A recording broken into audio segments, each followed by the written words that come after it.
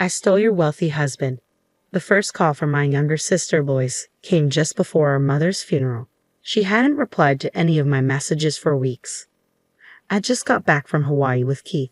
I brought you some chocolate souvenirs. Furious at her insensitivity, I lost my temper and yelled at her in front of everyone. You can keep my husband. Just get to the funeral already. Lois, stunned by my outburst, could only manage a confused "what?" from the other end of the line. I gave her the address of the funeral home and hung up, seething. Knowing she'd try to call back, I turned off my phone, took my seat in the family section, and tried to compose myself. My name is Emily, and I just turned 38.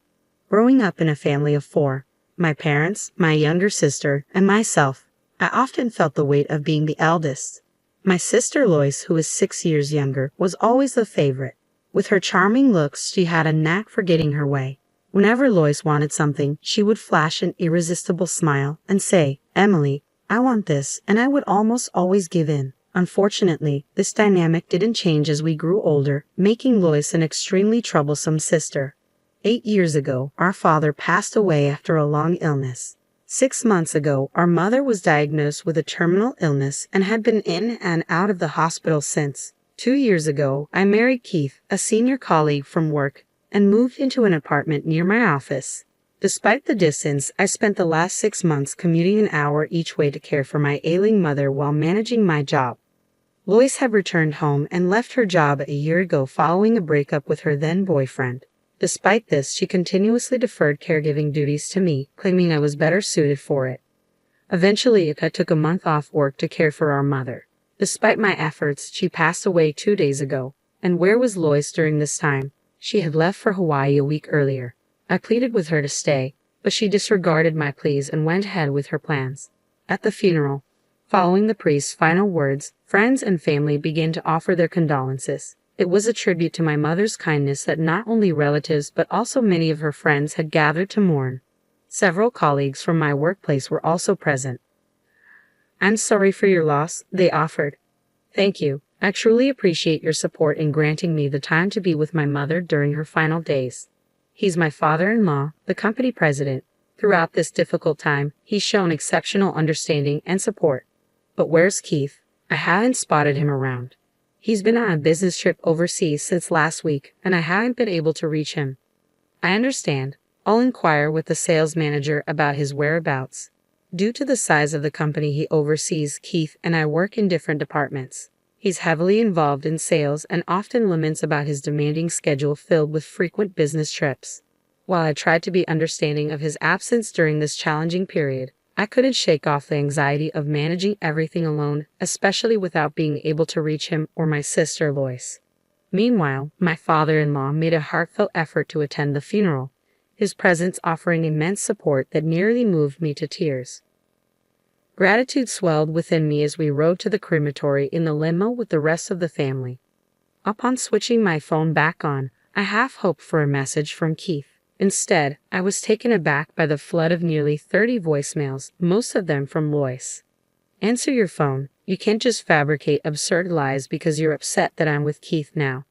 Her voice echoed through the phone, filled with anger. She took Keith from me. Did she mention something like that during her call before the funeral? I was too overwhelmed with managing the guests to fully grasp what she was implying. Lois and Keith having an affair? It couldn't be true. I felt a surge of shock and agitation. Was Keith really on a trip with her? It seemed unbelievable. Rushing to check the voicemail, I found several messages from my husband. "I'm deeply sorry, but you're a resilient woman. You can handle this on your own, but Lois, I need to stand by her. So let's end things." As I listened to his message, it felt like a scene ripped from a melodramatic script. I wish I hadn't heard that. I muttered to myself. Why did I have to discover that my husband and sister were having an affair and enjoying themselves in Hawaii during our mother's funeral? You need to hurry if you want to bid your final farewell to Mom. We're en route to the crematory. Reluctantly, I dialed my sister's number and relayed the news. "That's not funny. Stop lying. You're just bitter because I took Keith from you." "But it's the truth. I get it. Losing your husband must be tough." "Yeah, he's set to be the next company president and loaded. I empathize with your pain, Emily, but there's a difference between white lies and deceit, you know. You're grown up. You should understand that."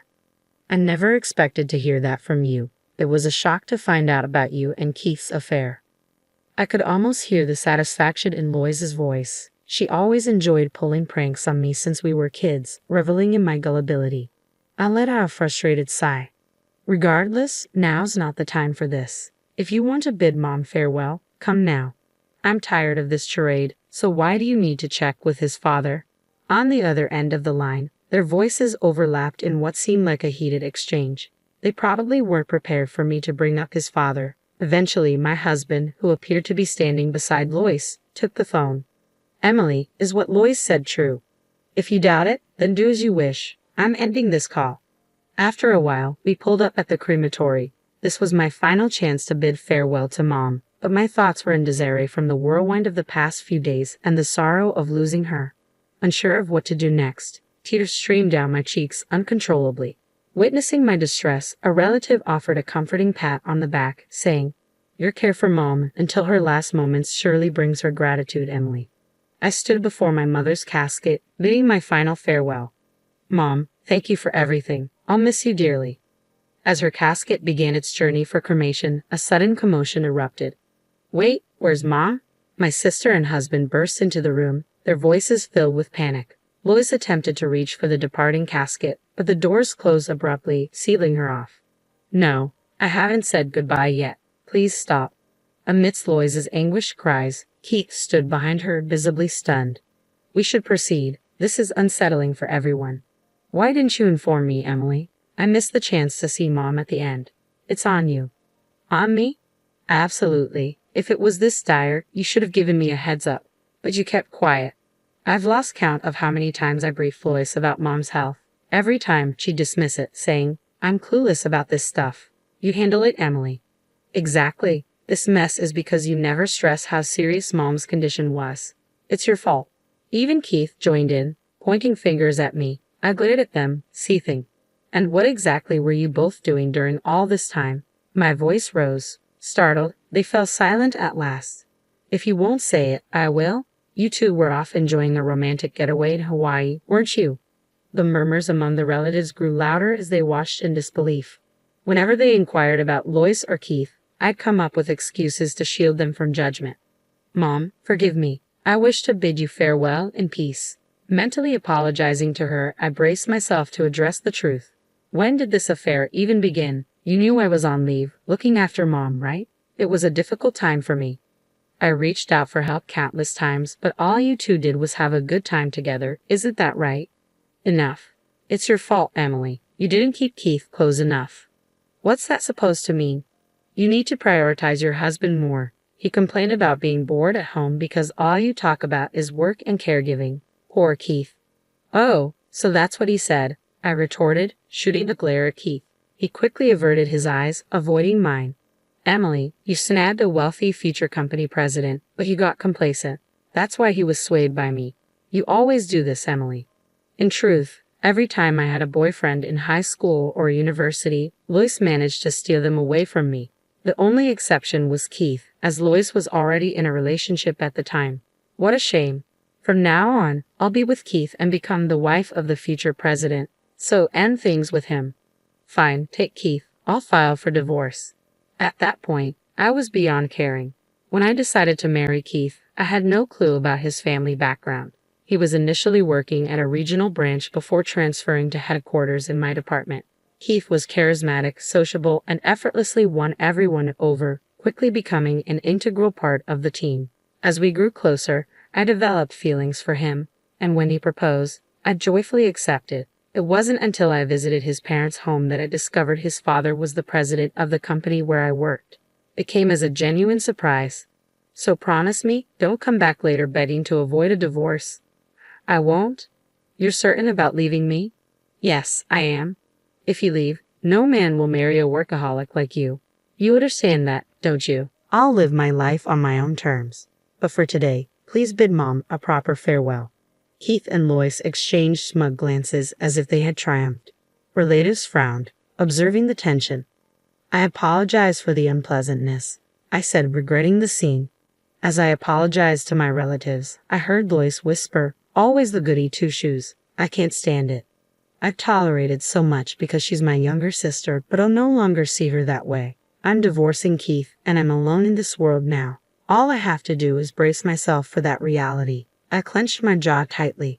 2 weeks have elapsed since then. I've packed up my belongings from the apartment and settled into a new condo near the office. I've even listed my parents' house for sale. There's nothing tying me to the past anymore. As I moved out, Lois moved in with Keith. Our divorce papers have been finalized and filed. I'm sure they're happily starting their married life together now. Well, I've finished sorting through Mom's paperwork. Now it's time for payback. Watch over me, Mom, I said with a smile, gazing at her portrait, envisioning the events to unfold. Enjoy your honeymoon phase while it lasts. You too. The following day, while I was at the office for my job reinstatement, my phone buzzed with a flurry of voicemail notifications. Hey, what's the deal? We're divorced, right? Why am I being slapped with a $30,000 bill? Concerned it might show up uninvited, I suggested meeting at a nearby diner. As soon as we began conversing, Keith erupted in a fit of rage, his voice booming with fury. I received a legal document from a lawyer. What's this about? We're already divorced, aren't we? Exactly. I'm not sure. I had tasked a lawyer with claiming $40,000 from Keith as my share of the property and $30,000 from Lois for her portion of our mother's medical care expenses. The documents must have been delivered to their address. It's something they should have anticipated, but it seemed they hadn't. I felt exasperated. You just need to settle what you owe. That's unfair. And don't think you can get away with what you've done. I've endured significant emotional distress. Should I sue you for that too? Emotional distress. You cheated, plain and simple, so pony up. They fell silent, likely realizing they couldn't argue with the law. Then, after a pause, Lois turned her gaze on me. So, Emily, it's all about money for you in the end. Fine, let Keith foot the bill. With a loan from my dad, we can easily cover the $70,000. Keith, I know you're not exactly flush. Lois, are you really okay being with a broke guy? Keith will be the president soon. Then he'll have money. Just need a bit of patience. Oh, Lois, you're after the money too, aren't you? No, I've got plenty of love. Dad's been talking about retiring at 65 for ages. So, in 2 years, I'll take over as president. Seriously, that'd be something. Absolutely. I'm the only son, after all. We'll see. I couldn't help but burst into laughter. Can you believe this? Is she losing it? My sister's voice chimed in. But the real act of revenge I had planned was only just beginning. Keith, you've been absent from work for quite some time, citing the family funeral as the reason, correct? Well, my mother-in-law is family too. True, but the company is aware of what you've really been up to. Huh. Are you aware that your father attended Mom's funeral? I intentionally withheld this information from Keith and Lois, leading Keith to believe that his father was unaware of the situation. I've informed the company and your father, the president, that you lied about taking family leave for caregiving and instead went to Hawaii with your mistress. Oh, that was you. You never did any caregiving at all. You have the nerve to act so boldly. And you've taken time off work with Lois on several of your business trips, haven't you? I've reported that too. How did you find out? Lois has been posting photos on social media, detailing where and when she went out. There were a few pictures with you in them. Quite shocking. Huh? You knew about my social media? It's the same account you've had since high school. Naturally, I'd be aware. Lois appeared uneasy, and Keith was caught off guard by my revelation. Wait, does Dad really know everything? Just as my mother was family to you, your father regarded her as family too. Naturally, he'd be informed about the family funeral, as protocol dictates it should be reported to the company. Even following the funeral, he showed concern for me and reached out multiple times. Consequently, I relayed all the recent events to him.